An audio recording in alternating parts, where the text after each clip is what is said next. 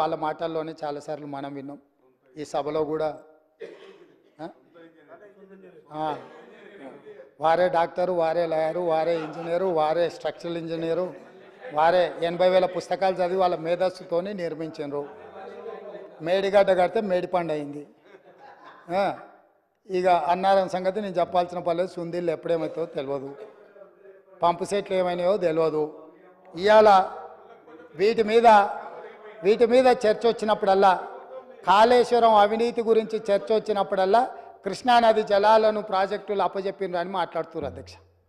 ఇవాళ నిజంగానే వాళ్ళు మాట్లాడినప్పుడు నిజంగానే ఈ ప్రాజెక్టుల మీద జరిగిన అవకతవకలు కావచ్చు, లేకపోతే తప్పిదాలు కావచ్చు, వీటిని ఎట్లా సవరించుకోవాలి, ఎట్లా ముందుకెళ్ళాలి, ఎట్లా ప్రాజెక్టులను కాపాడాలి.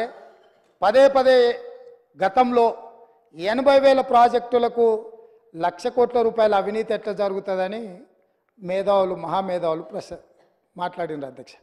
ఇవాళ 1,47,000 కోట్ల రూపాయలకు అంచనాలు వచ్చినాయి. 97,500 కోట్ల రూపాయలు ఇప్పటికే కాంట్రాక్టర్లకు పేమెంట్లు చేసారు. ఇంకో 10,000 కోట్ల రూపాయలు పెండింగ్ ఉన్నాయని అధికారిక లెక్కలు చెప్తున్నాయి అధ్యక్ష. మరి ఇవాళ 97,500 కోట్ల రూపాయలు ఖర్చు పెట్టిన కాళేశ్వరంలో 90,000 ఎకరాలకు కూడా నీళ్లు అందలేదన్న మాట వాస్తవం కాదా? నిజం ఇట్లుంటే ఈరోజు ఇంకా మమ్మల్ని ఏదో నిందించాలనే ప్రయత్నం చేయడము దీనికి ఏమైనా సమంజసంగా ఉందా?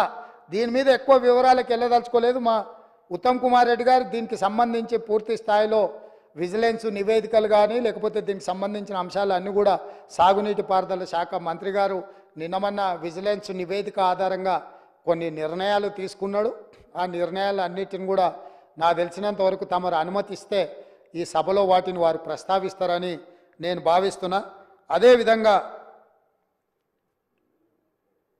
కృష్ణానది జలాలకు సంబంధించి కృష్ణా ప్రాజెక్టులను అప్పజెప్పిండ్రని, కృష్ణా ప్రాజెక్టులను మొత్తం కాంగ్రెస్ వాళ్ళు వస్తేనే కాకెత్తుకపోయిందని, లేకపోతే కేంద్రానికి మేమేదో రాసి చేసినామని అసలు ఏం మాట్లాడుతున్నారు అధ్యక్ష? అసలు ఏమైనా బాధ్యత అనేది ప్రతిపక్ష పార్టీగా 1% వాళ్ళు నిర్వహిస్తున్నారా?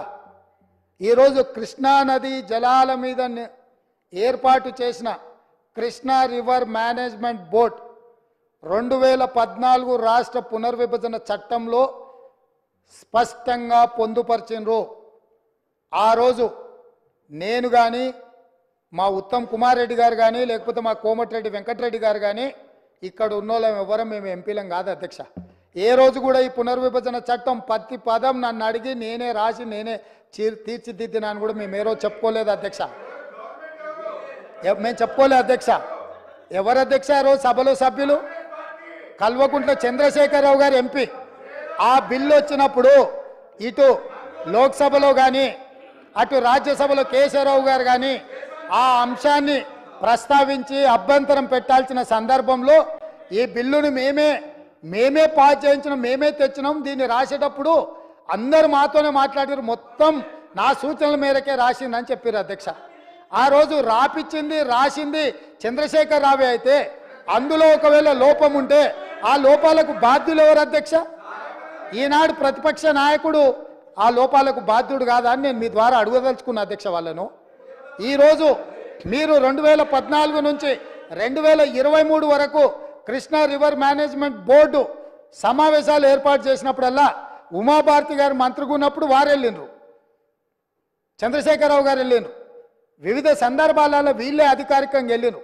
ఇంతవరకు నేను మా ఉత్తమ్ కుమార్ రెడ్డి గారు ఏ సమావేశాలకు పిలవలేదు, మేము వెళ్ళలేదు అధ్యక్ష. మేము